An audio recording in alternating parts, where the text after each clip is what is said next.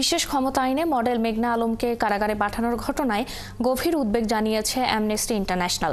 শুক্রবার amnesty international দক্ষিণ এশিয়ার আঞ্চলিক অফিস নিজেদের ভেরিফাইড ফেসবুক পেজে দেয়া এক পোস্টে এই উদ্বেগ প্রকাশ করে। পোস্টে বলা হয়েছে, দীর্ঘদিন ধরে অভিযোগ ও বিচারিক তত্ত্বাবধান ছাড়াই নির্বিচার আটকের জন্য এই কালো আইন ব্যবহার করা হচ্ছে।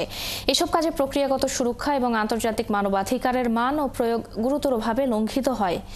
আন্তর্জাতিক মানবাধিকার সংস্থাটির পোস্টে আরও বলা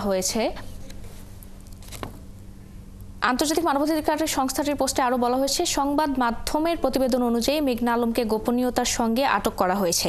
তাকে আটকের পর পরোয়ানা ছিল না বলেও অভিযোগ রয়েছে।